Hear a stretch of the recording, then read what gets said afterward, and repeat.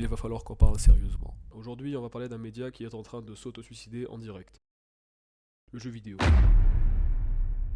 On vit une époque formidable où on te vend des jeux moins finis qu'un appartement en plein chantier à Istanbul. On va parler des textures recyclées jusqu'à la moelle, d'animations qui datent de l'époque où t'avais encore tout tes dents de lait, et des studios comme Ubisoft qui coulent plus vite que le Titanic, mais avec des microtransactions pour les gilets de sauvetage. Tu penses que les jeux sont mauvais parce que les devs sont nuls? Non. C'est bien plus sombre que ça. C'est une industrie qui a décidé que ton cerveau était une machine à dopamine qu'on peut vider avec un abonnement Battle Pass. Mais avant de voir comment on s'est fait braquer, on va faire un petit saut dans le temps. Avant qu'on ait plus de tabou à sortir des jeux qui font planter ta console dans le menu, le jeu vidéo c'était une question de survie technique. Dès les années 90, si tu voulais mettre une texture dure, fallait limite sacrifier un poulet pour que ça tienne sur la cartouche. Prenez l'exemple du brouillard dans Silent Hill sur PS1. À la base, c'était pas pour faire peur, c'était juste que la console était tellement en sueur qu'elle pouvait pas afficher plus de 3 mètres devant toi. Les mecs ont transformé un défaut technique en une révolution esthétique. C'était l'époque des pionniers, des mecs qui bricolaient des chefs-d'œuvre dans des garages avec du génie et 3 pizzas froides. À l'époque, sortir un jeu buggé, c'était pas une erreur de communication, c'était une fin de carrière. Pas d'internet pour patcher ton incompétence le lendemain, tu sortais un produit fini ou tu finissais à Pôle emploi version Sega. Le problème, c'est qu'on est passé de la débrouille créative à la paresse industrielle. On a remarqué un truc, le joueur moyen est un peu distrait. Si tu réutilises la même texture de rocher ou la même animation de porte qui s'ouvre, il s'en fout, non? Au début, c'est une solution pour optimiser. Aujourd'hui, c'est le standard de la honte. Regardez les animations de combat ou la manière dont les personnages montent à cheval dans certaines franchises annuelles. On te ressort les mêmes squelettes d'animation depuis 2015, on change juste la couleur du slip du héros et on te vend ça 80 balles. C'est comme si tu allais au resto, que tu payais le prix fort pour un plat de chef et que le mec te servait le reste de la veille mixé avec un peu de ketchup pour que ça brille. Et le pire, c'est que tu dis merci parce que le ketchup est en 4K. Parlons d'Ubisoft. C'est fascinant. C'est devenu le McDo du jeu vidéo. Tu sais ce que tu vas manger. C'est gras, ça n'a aucun goût et t'as faim 2 heures après. Ils ont inventé le concept de la map travail. Tu lances le jeu et au bout de 5 minutes, t'as une liste de courses. Grimpe sur cette tour,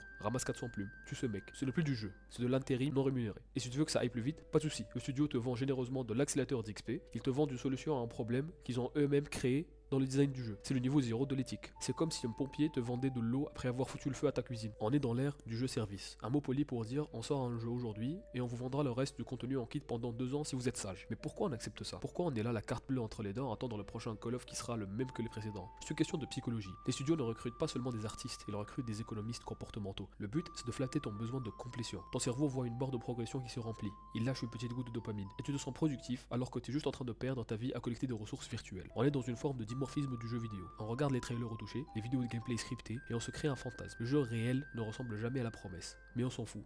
On veut juste faire partie du mouvement, poster son screenshot sur Twitter et passer au suivant. La réalité c'est que le jeu vidéo n'est plus une industrie de divertissement, c'est une industrie de l'extraction. On n'extrait plus du plaisir, on extrait de la valeur. Alors qu'est-ce qu'on fait? Rien, on va continuer à acheter parce qu'on a peur du vide. Ou alors, tu peux éteindre ta console, aller tester des petits jeux indés faits par des mecs qui ont encore une âme. Ou mieux, va lire un livre, ça se télécharge pas. Y a pas de DLC pour voir la fin. Bref, je m'arrête là. J'ai trop écrit et j'ai pas envie que mon script ressemble à une quête secondaire d'Ubisoft. Si ça vous a plu, abonnez-vous. Sinon, allez précommander le prochain Star Wars. Je juge pas. Enfin si, un peu. Bonne journée.